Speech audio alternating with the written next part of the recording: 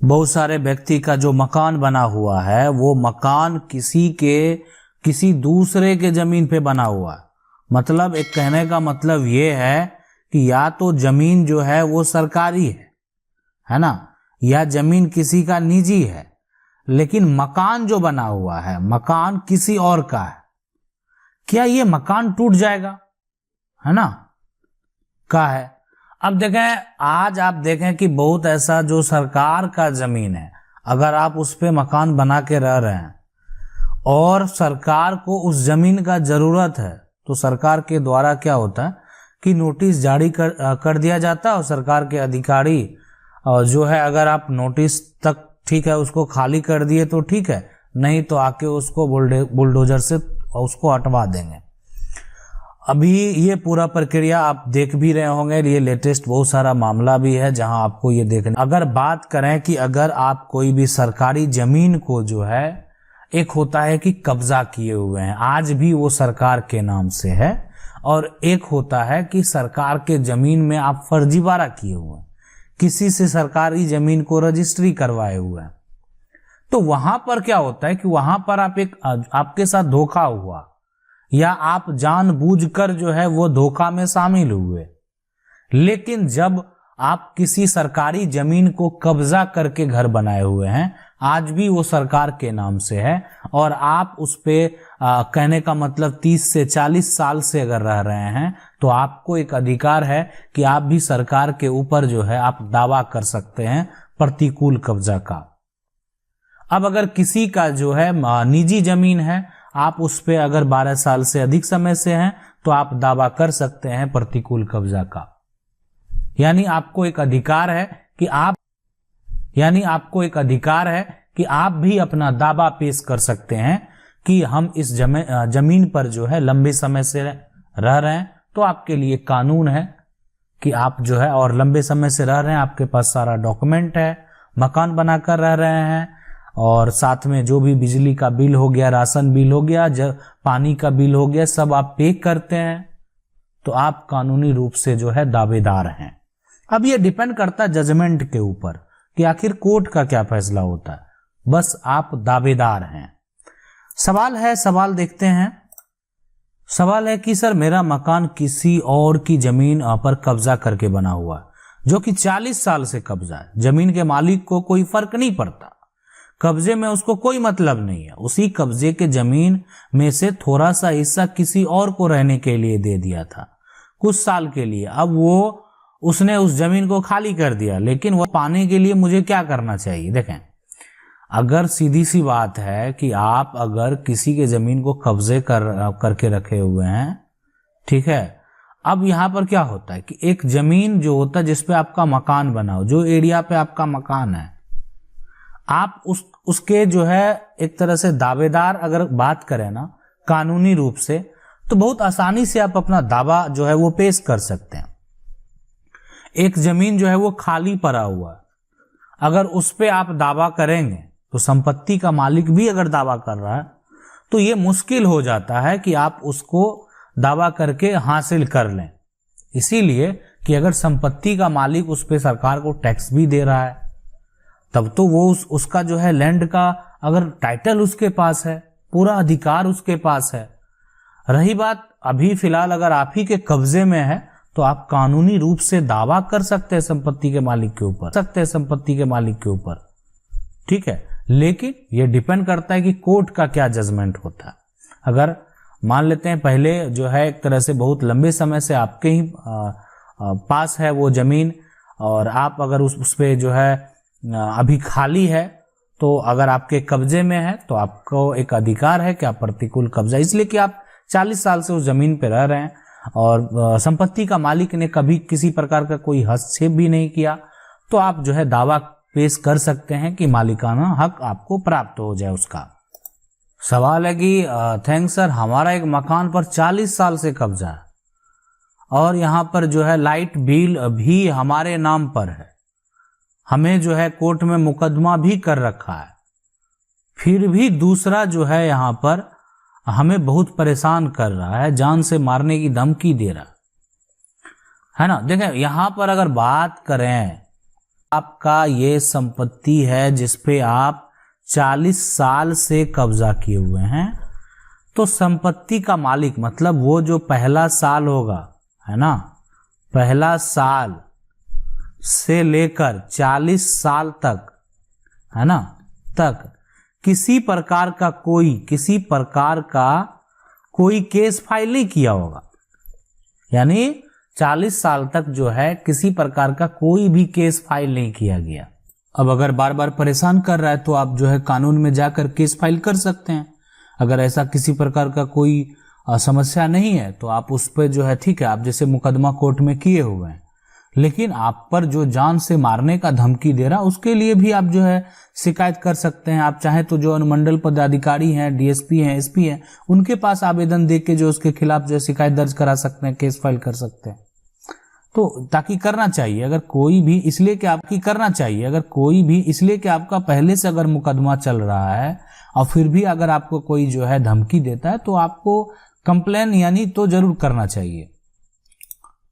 अगला सवाल है कि पर यह तो गलत है कि ना माँ बाप का संपत्ति में बेटी को हिस्सा क्यों मिले। माँ बाप अपनी बेटियों को सब कुछ जो है करके जाते हैं। अगर बेटी गलत जो है वो चल रही हो शादी के बाद, तो 2 आदमी के साथ रह रही है, फिर उसका किस चीज का हिस्सा।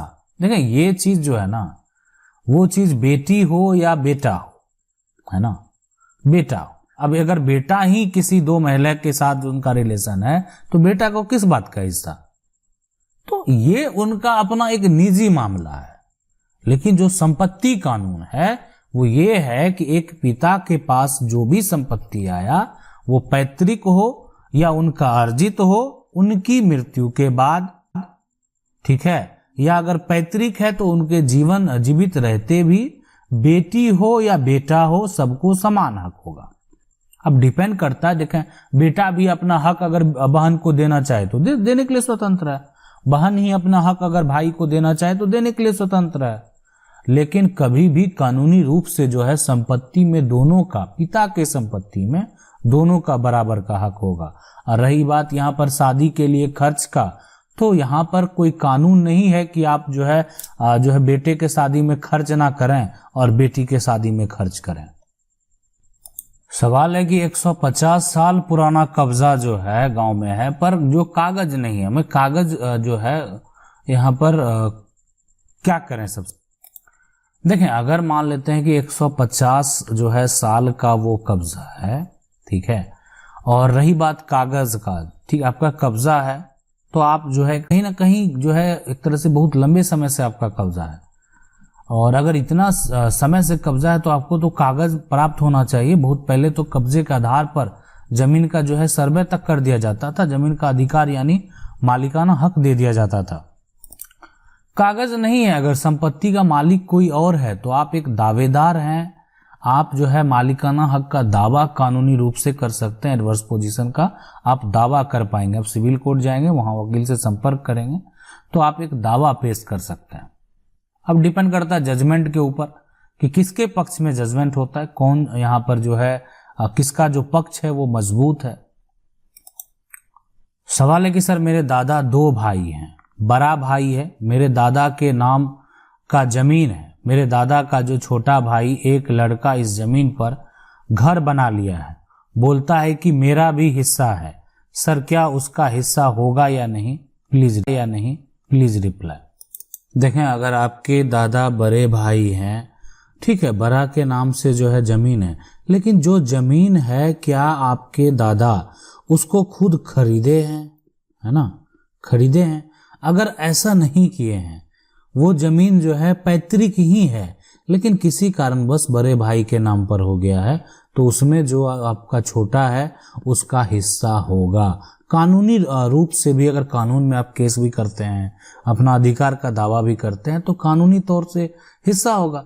इसलिए कि वो ये देखा जाएगा कि आपके जो एक तरह से जो भी बड़ा भाई है जिनके नाम से अभी संपत्ति दर्ज है, उसको वो संपत्ति कैसे प्राप्त हुआ, कौन सा संपत्ति है, क्या उनके पिता का संपत्ति तो नहीं है, या क्या वो संपत्ति को खुद खरीदे हैं।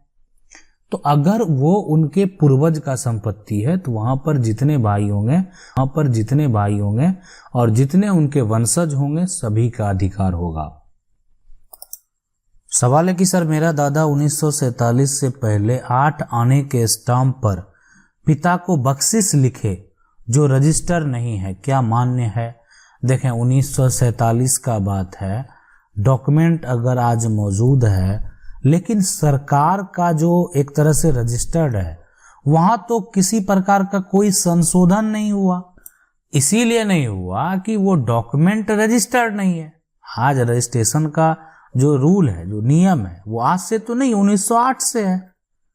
अब वो जितने के स्टाम्प पे जो है 1947 में, अब 1947 में जो जितने के स्टाम्प पे सिर्फ जो है एक बख्शिशनामा लिख दिया गया, ठीक है, वो एक दस्तावेज है। अगर आज उसी को फॉलो करते हुए आपका कब्जा बरकरार है, आपका मोटेशन कायम है, उसके आधार पर जो है यहाँ आप जो है रह रहे हैं, तो ये कब्जा है, मोटेशन है और वो बख्शिशनामा वाला कागज भी मौजूद है। किसी प्रकार का समस्या होगा तो कोर्ट में जा सकते हैं।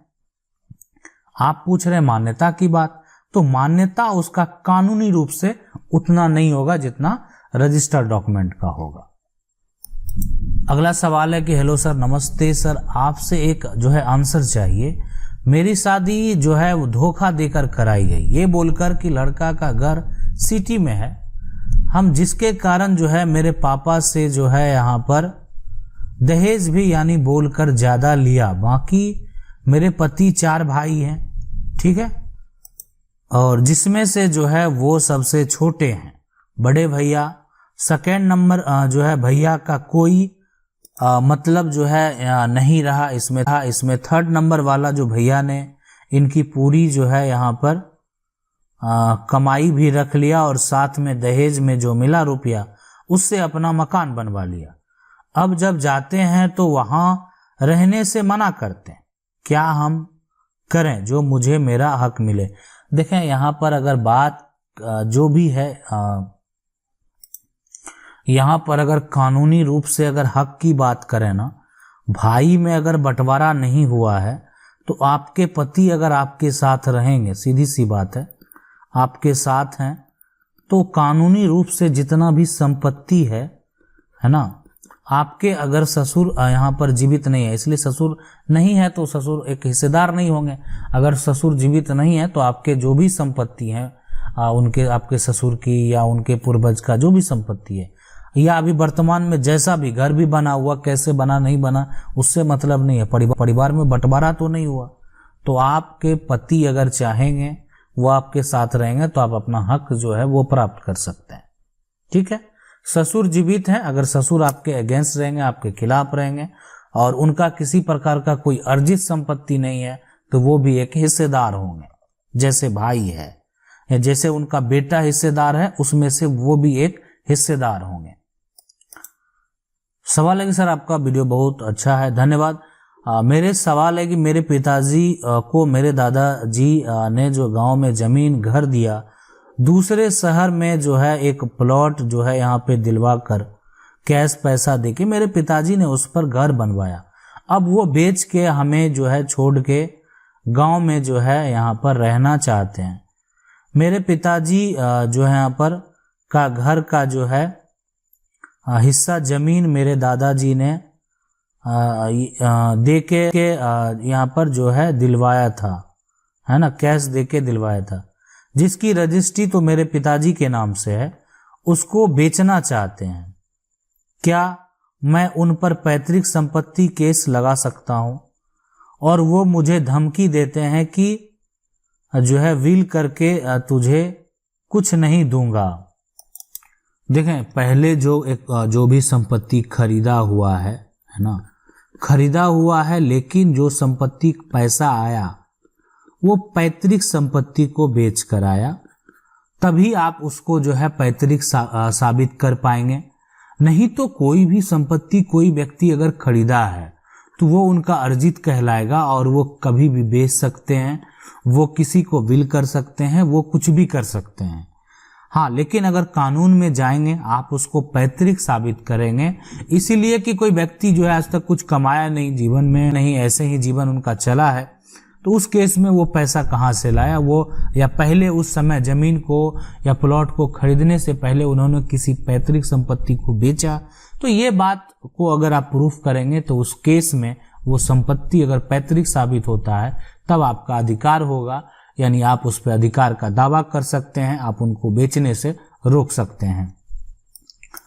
सवाल है कि सर हम DCLR के यहाँ से केस 2 बार जीते हैं, फिर भी DM जो है कमिश्नर के पास जो है क्या फिर वहाँ से भी जीत लिए हैं, लेकिन हमारे जो है यहाँ पर पति मेरे थाना में जो है यानी कांस्टेबल है, जमीन हमें बार बार 144 जो है करता है, लेकिन हम जमीन पर जाते हैं लेकिन जो है थानेदार कहता है कि CO से जोतने का ऑर्डर लेके आए, क्या सॉल्यूशन है?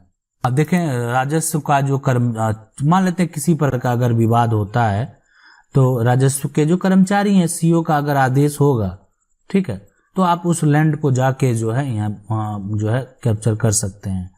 लेकिन देखें एक जो है कि अगर आप जो अगर बार बार 144 का समस्या अगर उत्पन्न हो रहा है और आपको परेशान किया जा रहा है, ठीक है, यह थाना द्वारा आपका पक्ष नहीं सुना जा रहा, ऐसा समस्या अगर, तो आप एक बार, ठीक है, आपने जैसे DM जिला कमिश्नर के पास गए, अगर आपका जो है एक तरह से CO का आदेश होता है तो थाना प्रभारी आपकी मदद करेंगे। अन्यथा अगर मान लेते बार बार आपको जो है किसी न किसी धारा में डाल दिया जा रहा है तो आप उस डायरेक्ट सिविल कोर्ट चले जाएं। एक बार आप सिविल कोर्ट जाएंगे उसके बाद जो है ये किसी प्रकार का कोई धारा का कोई मतलब ही नहीं बनेगा और ना किसी भी अधिकारी को कोई अधिकार होगा, इसलिए कि जब मामला कोर्ट को कोई अधिकार होगा, इसलिए कि जब मामला कोर्ट में है तो उस समय किसी भी अधिकारी को किसी प्रकार का हस्तक्षेप करने का अधिकार नहीं है। ठीक है, अगर कोई भी क्राइम होता है तो वो उस पर एक्शन ले सकते हैं लेकिन कोई फैसला नहीं दे सकते हैं। सवाल है कि सर एग्रीमेंट करते टाइम क्या वीडियो बनाया जा सकता है या नहीं? अगर कोई वीडियो बनाता है चुपके से और सेकंड पार्टी कंप्लेन करती है कि आपने वीडियो क्यों बनाई, आपके खिलाफ कार्रवाई होगी, बट वीडियो सेफ्टी पर्पस बनाया गया। देखें, एग्रीमेंट एक डॉक्यूमेंट है जो हम तैयार कर रहे हैं, अगर हम वो करवा रहे हैं तो उसका अगर हम वीडियो बना ही रहे हैं तो कोई बड़ी बात नहीं है।